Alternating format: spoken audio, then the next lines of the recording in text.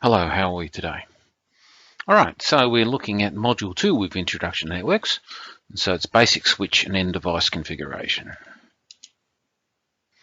Okay, so we're going to implement initial settings including passwords, IP addressing and default gateway parameters on a network switch and end devices. So we're going to look at how we gain access to Cisco iOS navigation, so that's navigating the command line interface, that is.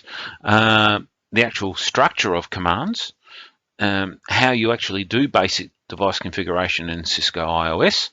We'll talk about how to save configurations. We'll look at addresses and ports on devices, looking at configuring IP addresses and verifying connectivity between end devices. Okay, so Cisco iOS access. Now, as with all operating systems, iOS is structured in a similar fashion. So, of course, in the core is hardware. That's the tangible thing you can touch, of course. And then, so the physical part of the computer, including underlying electronics. And then, of course, the kernel, the operating system, is the bit that controls the hardware and, RAM and, access to all of those things. And so it's sort of the gatekeeper, as it were. And so, of course, it controls who gets to use the CPU at any one time and who gets to use what areas of memory and all kinds of things like that. So the kernel, as the name suggests, is the center or the core of the network. And then the shell is basically surrounds that and gives it a user-friendly interface. And so the shell is the interface that allows users to request specific tasks from the computer. These requests can be made either through the CLI or through a GUI. Of course, that's other operating systems as well. And what's going on? Going slowly. So a GUI allows the user to interact with the system using an environment of graphical icons, menus, and windows. A GUI or graphical user interface is more user-friendly and requires less knowledge of the underlying command structure that controls the system. Examples of these are Windows, Mac OS, Linux KDE, Apple iOS, and Android. GUIs can fail, crash, and simply not operate as specified. For these reasons, network devices are typically accessed using a command line interface. Also, drawing all those pretty pictures uses a lot more resources, both CPU, graphics, and RAM, and so of course it's not productive when it's not being interacted with. Now, the purpose of an operating system, and so a PC operating system allows the user to do the following: use a mouse to make selections and run programs, and a text and text-based commands. With a command line interface based operating system, enables a network technician to do the following: so use a keyboard to run command line interface-based network programs, use a keyboard to enter text and text-based commands, and view output on a monitor. Okay, now, the console, access methods to get, so we've just been talking about the operating system up until now. Now we're actually talking about how we access the interface. And so the three major ways are, console, secure shell, and telnet. Now, console means you actually see the light blue cable there. You actually plug the RJ45 into the console port in the Cisco device, and then you plug the D9 connector into a serial interface on the back of the PC. And so that plus a terminal program and a terminal emulator, and you can interact with the device. Now, we normally use that for initial configuration because you need to be right next to the device to be able to do that. And so when a device doesn't have any addressing details on it, of course you can't remotely access it, and so that's why I have to use the console initially. All right, so the next two, SSH and Telnet, are both actually quite similar in that they are remote connections, and so using the network connections to actually access the device. And so very handy, once you've done your initial configuration, you've got addressing working on it, you can then just sit down at your desk and Telnet or SSH into that device and do whatever configuration changes or investigations that you need to do. Now, Telnet has been around since the internet's been around, basically. And so its major issue is security was not a major consideration when they built it. Actually, it wasn't a consideration at all. And so it actually passes passwords and user accounts and absolutely everything else in plain text. And so if someone intercepts those messages, they will know exactly what you're doing. And so there's no confidentiality with Telnet. SSH does the same job as Telnet, but it does it securely, hence the name Secure Shell. And so it establishes a secure remote CLI connection device to a device through a virtual interface over a network. This is the recommended method for remotely connecting to a device. SSH uses encryption and is quite secure, especially version 2. Now, Telnet is the default for Cisco devices, but that's because you actually need to do some extra setup before you can get SSH running. It needs a host name and a domain name to be able to run, and so you've got to do that first, and then you can set up Secure Shell. Okay, so as I said, you need a terminal emulation program to actually connect to the device, and so either by the console cable or by SSH or Telnet. And so the most common versions out there are PuTTY, TerraTerm, and Secure CRT. I've got to admit I've never used Secure CRT. PuTTY and TerraTerm are free software, and you can use them quite nicely. And so, yeah, fairly easy to install and use. And so, yeah, there's your solution. All right, so now we're going to learn about navigating around the operating system. Now, iOS has two major modes. One is user exec mode, and the other one is privilege exec mode. So user exec mode is what normally you will connect to when you first connect to the device, be that a router or a switch. And so you can only do very limited things. You can look at some things like maybe the routing table or the switching table, but not a lot else. So the privileged actually gives you more privileges. And so privilege exec mode, as you can see, the prompt changes from a greater than sign to a hash. And so that is the hint that you actually do have the privileges. And so you can basically do anything on that device if you have privilege exec mode access.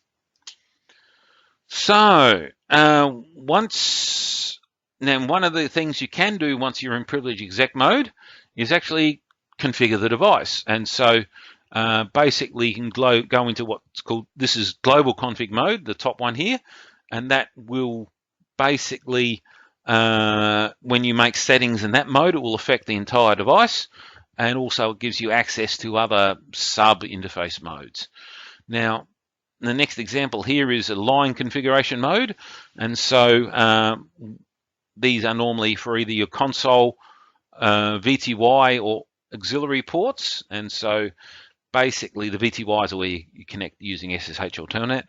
And so here you can set things like passwords and what protocols can access and the like there. Then the interface mode, of course, on the switches, of course, typically have lots of ports. Routers, of course, have multiple ports as well. And so you need to specify what interface you're actually going to make settings on, because there's a large selection of them, and so that's why you need to go into interface mode. You just can't do it in global mode because, you know, which interface is it? All right, so how do we get to privilege exec mode?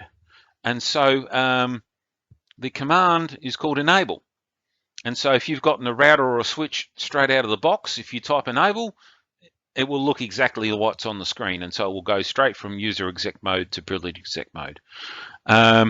Of course, as I said, you can do anything when you're in privilege exec mode, so that's actually one thing that we should be protecting with a password, and we will show you how to do that shortly.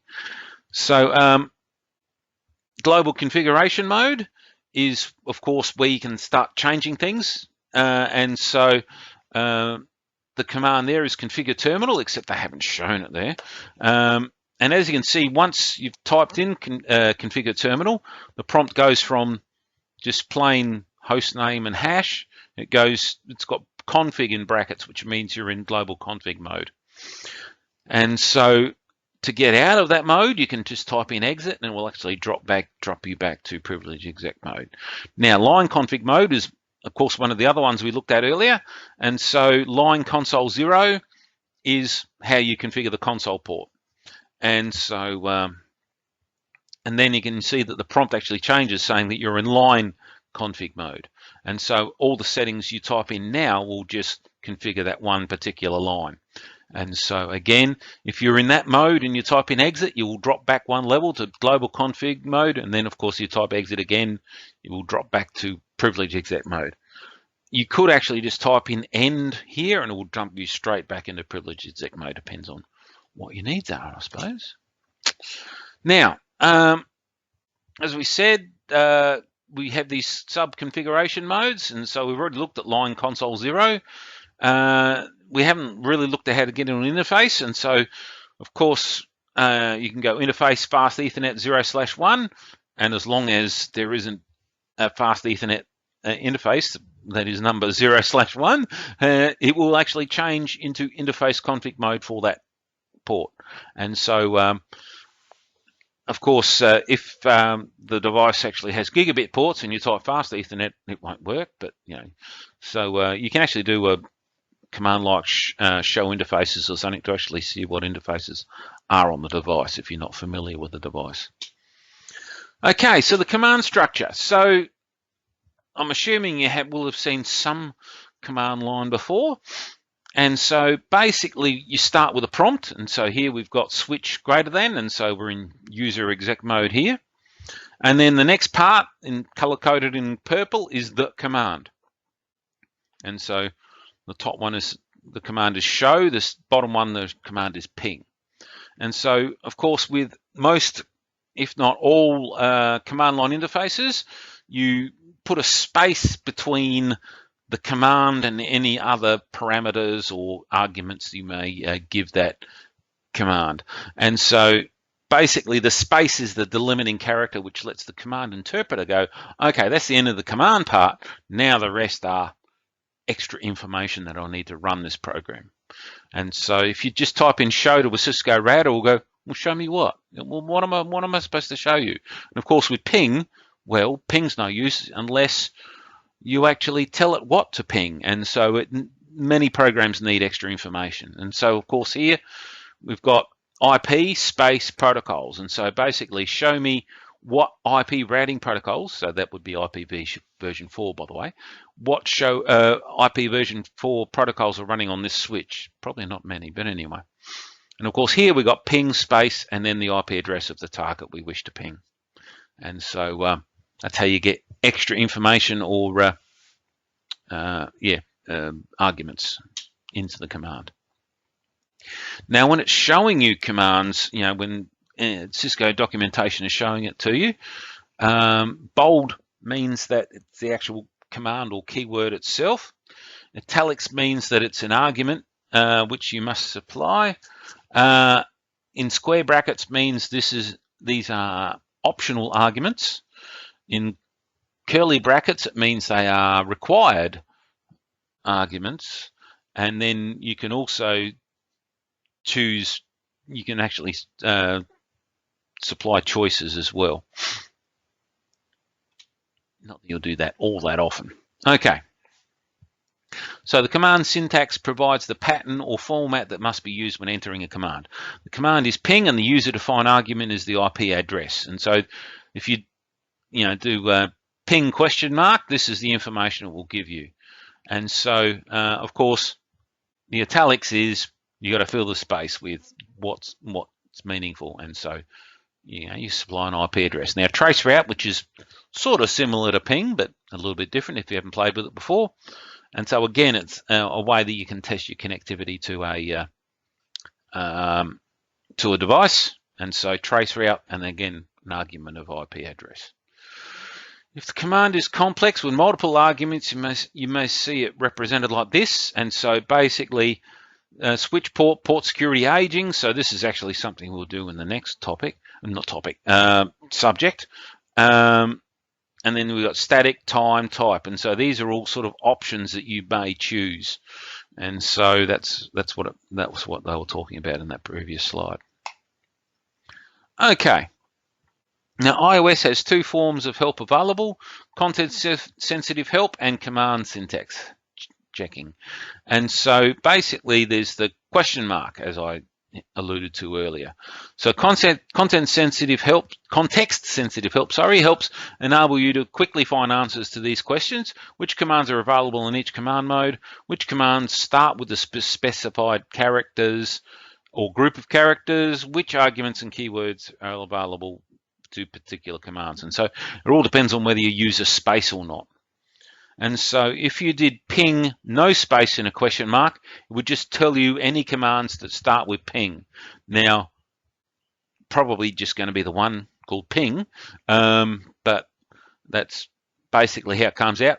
You'll notice that the example here has got a space, and so it's saying, all right, well, because it's a space, that means, well, we finished the command, and now we're asking a question about what arguments do we need to supply. And so the options are a domain name or host name, or an IPv4 address or an IPv6 address.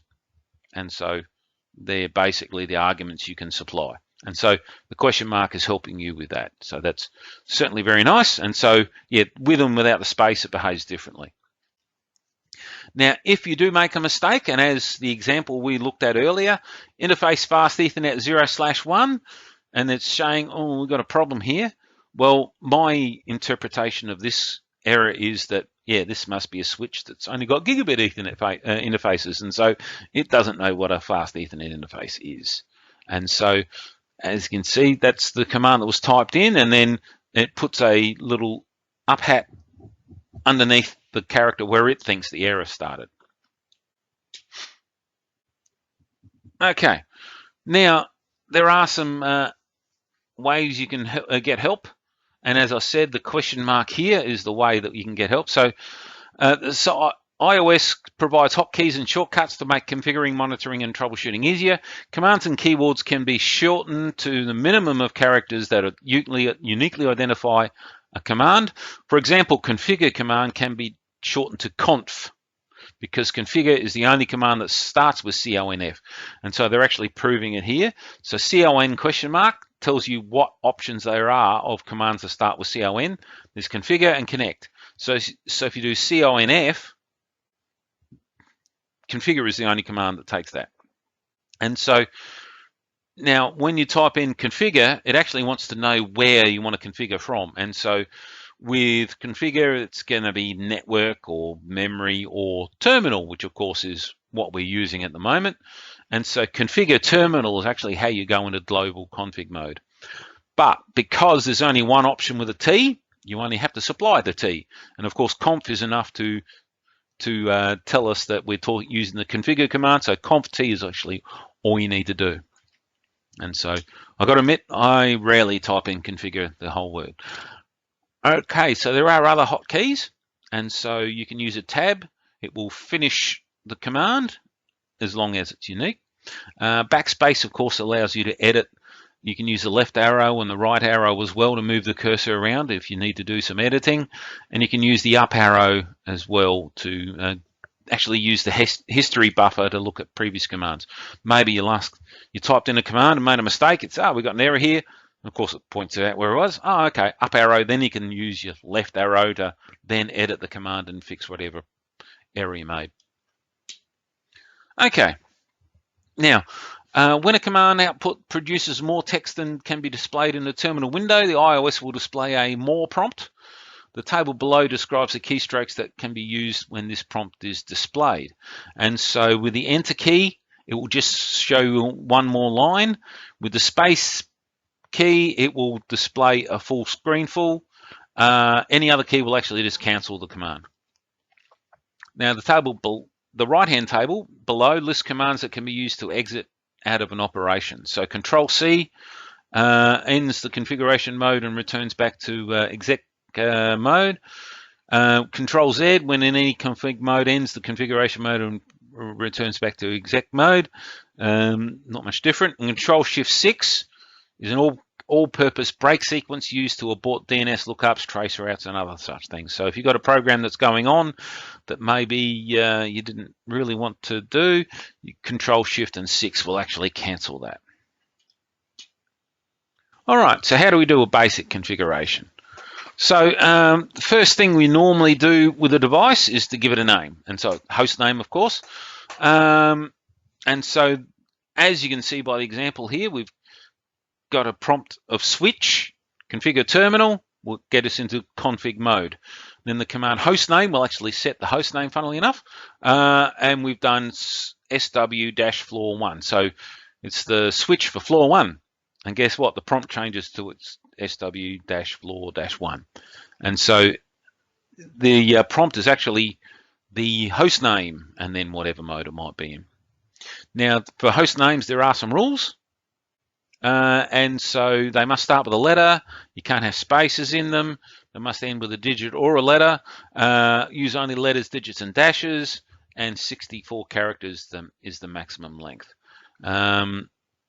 Now, of course, if you want to return it back to default, you can do the no host name command, and that will get rid of it from the configuration. Passwords. Now, of course, security and passwords are very important topics, and so the use of weak or easily guessed passwords are a security concern. All networking devices should limit administrative access by securing privilege exec and user exec and remote telnet access with passwords. In addition, all passwords should be encrypted and legal notifications provided. So we will talk about how to do those things. And so, of course, when you do passwords, you probably should have passwords with a minimum of 8 characters in length. Use a combination of upper and lower cases, numbers, special characters, and basically make it more complex. Avoid using the same password for all devices. Do not use common words because they are easily guessed. Dictionary attacks will find them. Now, of course, that's the real world. In our lab situation, we normally use the password Cisco or class. These passwords are considered weak and easily guessable and should be avoided in production environments. But of course, you know, if you've configured a router or a switch in the lab, and then you walk away without erasing it, which is, you know, not community-minded way to do things. But anyway, we all make mistakes at times. If you have those 2 passwords, at least the other students will know that, oh, well, that's probably the password. And they'll be able to get in and erase the device and do whatever they need to do. All right, so setting passwords. And so the first password is going to show here is the console password. So privilege exec mode, conf t gets you in global config mode, line console 0 or line con 0 actually would work. Gets you in a line config mode, so you can set the password and then you use the command login. So the login, setting the password's nice, but without the login command, it actually won't use the password. So you need to do that. Now, with the enable command, remember I said, you know, you go from user exec to privilege exec. I said you should have a password to protect that, and so enable secret class is normally the one we use to enable secret password. So they've set the password to Cisco. All other passwords are normally Cisco. And so now when you hit enable, instead of just going straight into privilege exec mode, it would actually prompt you for a password and you need to type class. Now enable secret means that it actually hashes that password, and so people can't see it. Now, and so the virtual terminal, which is of course what we use for Telnet or SSH, you do line VTY. Now 015 basically is selecting VTY ports 0 through to 15, and so 16 ports we're playing with. Again, we're setting a password of Cisco and login, so we'll use that. Now VTY lines enable remote access using Telnet or SSH to the device. Many Cisco switches support up to 16 VTY lines that are numbered 0 through to 15. Okay, now the startup config and running config files display most passwords in plain text. To encrypt all plain text passwords, use the service password encryption command. And so if we hadn't done this command, it would have just shown password Cisco. And so, with this command, it actually, this 7 means it's a type of hash, and then this is the actual hash. All right, banner messages. So of course, regularly you'll throw a message up when people go to log in, and so this is how you can do it. Banner MOTD, which is message of the day, and then you use a delimiting character. Often people use the hash key, and then you can actually then give a message. So you do the hash key, put your message in, do another hash key, and those hash keys tell iOS, all right, this is the character I'm using to start the message. When I see that character again, that will be the end of the message. And so it's a delimiting character. And so here we got banner motd, hash, authorized access only, hash. And so that's, the hashes don't go on the message, but you know, so you should be a warning. It certainly should not say welcome. Okay, so how do we save configurations? So there's two major types of configurations in the Cisco device. One is a startup config, which is stored in NVRAM, which is non-volatile RAM, and it contains all the commands that will be used by the device upon startup or reboot. Flash does not lose its contents when the device is powered off. So that's the startup config. The running config, this is stored in RAM. It reflects the current configuration. When you modify the configuration of a device, it actually is modifying the running config. And so RAM is, of course, volatile, and it loses all its contents when it loses power or is rebooted. And so basically what we're getting around to is, once you modify the running config by using your configuration commands, once you've verified that it's working the way it should, you should then save that running config to the startup config. And so the command is copy running config startup config, and that will then copy the running config into the startup config and preserve it through power outages and shutdowns. Okay. Now, if changes made to the running config do not have the desired effect and the running config has not yet been saved, you can restore the device to its previous configuration just by typing in the reload command. And so when you reboot, it will then reboot with the old startup config file instead of the modified running config. And so that's a quick way of sort of undoing your mistakes. Of course, if the changes were saved to the startup config, you're going to have to either step by step go through and reverse those changes, or maybe blank it out and start again. All right, now you can also back up configurations to text files. And so I really don't like the way they show it here. I'm going to say it certainly works, but yeah, anyway. So basically here, what they're doing is they're using the logging process at the moment. And so with that, basically it will log whatever goes through and store it in a file. And so that certainly would work, but it's going to be a lot of information. You actually have to copy out of that and paste and probably do a bit of editing for that. Of course, you can actually sort of zero out the file and then start it again and get a new file and all kinds of things like that to do that. And then you just do a show running config or show startup config. It's in the config and it will then end up in the logging file. Yeah, so it certainly can work, but my preferred process is do the show running config. Then you can copy from the screen, paste it into Notepad, and then you can do it straight away. A lot less editing required. Okay, ports and addresses. Now, IP addresses. The use of IP addresses is the primary means of enabling devices to locate one another and establish end-to-end communication on the internet. The structure of an IP address is called dotted decimal notation and is represented by 4 decimal numbers between 0 and 255. And so, of course, basically an IP address is the 32-bit number. We split it up into 4 octets, and we then display the value of those octets in decimals, and so dots between. So that's why it's called dotted decimal notation. Now, the subnet mask is a 32-bit value that differentiates the network portion of the address from the host portion. Of course, there is structure to IP addressing, and it's a variable structure, and so that's why we need this subnet mask. And so coupled with the IPv4 address and the subnet mask determines which subnet the device is a member of. Then, of course, the default gateway is the address of the router, and that's what the host will use to talk to hosts on different networks. So IPv6 is much the same, except instead of a 32-bit number, it's a 128-bit number. And so, of course, that means it's 4 times longer, and many more available addresses.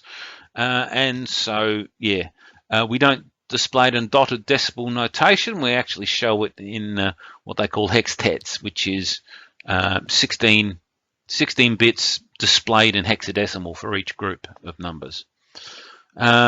IPv6 addresses are not case sensitive and can be written either upper or lower case because it's hexadecimal. Note, IP in this course refers to both IPv4 and IPv6. IPv6 is the most recent version of IP and is replacing the more common IPv4. Okay, now interfaces and ports. Network communications depend on end user devices, interfaces, networking device interfaces, and cables that connect them.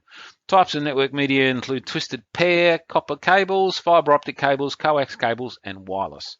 Different types of network media have different features and benefits. Some of the differences between the various types of media include the distance a media can successfully carry a signal, environment in which the media is to be installed, amount of data and speed at which it must be transmitted, and the cost of the media installation. And so we need the media, of course, to be able to move the ones and zeros across the network. So how do we configure an IP address? So on a host, there's more than one way to do it. The first way that they're showing us is the manual method, where someone actually types in the details. So, of course, that human needs to know what the details are so that they will work. The other option is using a automatically assigned address by DHCP device.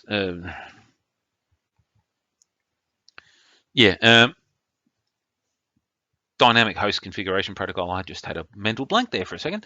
And so, of course, basically the hosts send out a message saying, okay, I need, is there a DHCP server in the house? And when one replies with an address, we'll grab it, basically. It's a little more complex than that, but not a lot more. And so the beauty of that is the humans, as long as the DHCP has been set up correctly, the humans don't need to know all the details. Now, how do we set an IP address on a switch, which is all we're talking about at the moment? Now, switches actually don't need an IP address to do their job.